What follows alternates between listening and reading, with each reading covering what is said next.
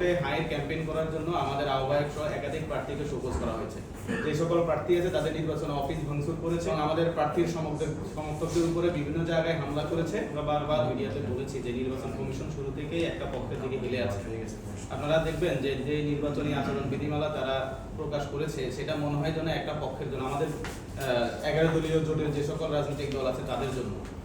আপনারা ইতিমধ্যে দেখেছেন শুধুমাত্র গণভোটে হায়ের ক্যাম্পেইন করার জন্য আমাদের আহ্বায়ক সহ একাধিক প্রার্থীকে শোকজ করা হয়েছে। অথচ সেখানে বিএনপির বিভিন্ন প্রার্থীরা তারা রঙিন ব্যানার ফেস্টুন করেছে নির্বাচন আচরণ বিধিমালা লঙ্ঘন করে। সেখানে তারা নির্দিষ্ট সাইজের বাইরে গিয়েও বড় ব্যানার ফেস্টুন করেছেন, যে নিজের একটা রূপরেখা দিয়েছে এবং লিমিট দিয়েছে যে এতগুলো মাইক ব্যবহার করা যাবে, সেটাকে ক্রস করে তারা সংখ্যার অধিক মাইক ব্যবহার করছেন অনেক সাউন্ড দিয়ে নির্দিষ্ট সময়ের পরেও। এবং আমরা দেখতে পেরেছি তারা বিভিন্ন জায়গায় আমাদের জোটের যে সকল প্রার্থী আছে তাদের নির্বাচন অফিস ভাঙচুর করেছে, সেখানে অগ্নিসংযোগ করেছে, তালা দিয়েছে এবং আমাদের প্রার্থীর সমর্থকদের উপরে বিভিন্ন জায়গায় হামলা করেছে, তাদেরকে শারীরিকভাবে আঘাত করেছে।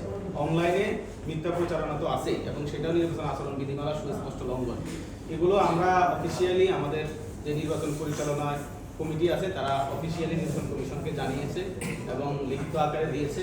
আমরা চাই এবং এটা বিশ্বাস করতে চাই নির্বাচন কমিশন তাদেরকে যে যতটুকু সময় আছে নির্বাচনের আগে এই সময়টাতে তারা তাদের নিরপেক্ষ আচরণ এস্টাবলিশ করবে এবং একটা গ্রহণযোগ্য সুষ্ঠু নিরপেক্ষ নির্বাচন করা দেওয়ার জন্য যা যা করা দরকার আমরা চাই তারা সেটা করবে। এরপরেও যদি নির্বাচন কমিশন কোনো একটা পক্ষের দিকে তাদের যে হেলানোর চরিত্র সেটা যদি অব্যাহত রাখে এবং যদি কাউকে এককভাবে ফেভার দেয়, আমরাও আমাদের আহ্বায়ক একাধিকবার বলেছে আমরাও সেটার যথাযথ আমরা পদক্ষেপ নিব একজন দল হিসেবে শরিক দলগুলোর সাথে আলাপ আলোচনা।